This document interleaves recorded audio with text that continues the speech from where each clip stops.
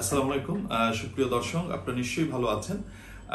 প্রতিদিনের আয়োজনের মতো আজকেও আমরা একটু কথা বলতে চাই অটিজম শিশুদের বাড়িতে আমাদের এই সমস্ত অটিজম শিশুকে কিভাবে আমরা যত্ন নিব। আমরা বাড়িতে অর্থাৎ অটিজম অ্যাট হোম আমাদের এই শিশুরা যখন বাড়িতে থাকবে তখন আমরা কিভাবে এই বাচ্চাদের যত্ন নিব, বা যেটাকে আমরা বলছি এডিএল, অ্যাক্টিভিটিস অফ ডেইলি লিভিংস, যে সে প্রতিদিন কিভাবে তার জীবনযাপনটি করবে এবং তাকে আমরা কি কি শেখাবো সেগুলোর ব্যাপারে আজকে আমরা একটু কথা বলতে চাই।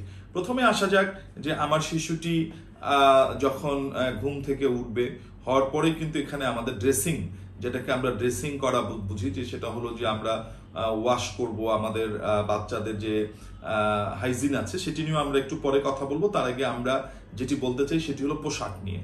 পোশাক দ্যাটস মিন হলো যে আমরা যে কাপড় চোপড় আমাদের এই বাচ্চাগুলোকে আমরা যে পড়াই, তো সেই জায়গা থেকে আমাদের কি করতে হবে যে এই বাচ্চারা ধরা যাক যে জামাটি বা যে গেঞ্জিটি বা যে পোশাকটি পরতে সে কমফোর্ট ফিল করে সেই পোশাকটি তাকে আসলে পরিধান করে দিতে হবে।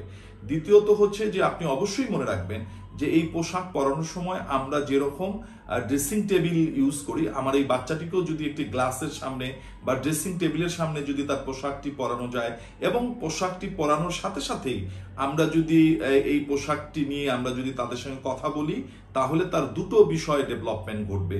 একটি হচ্ছে তার ল্যাঙ্গুয়েজ ব্যারিয়ার যদি থাকে তাহলে সেই ল্যাঙ্গুয়েজ ব্যারিয়ারটা তার দূর হবে এবং ওই পোশাকটি সম্পর্কে তার একটি ধারণা জন্মাবে।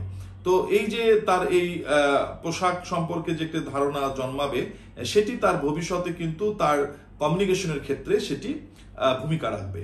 এখন ধরা যাক যে আপনি শার্টটি তাকে পরাচ্ছেন, সেই ক্ষেত্রে তার আপনি বোতামটি কিভাবে লাগাতে হয় সেটি তাকে শেখাবেন।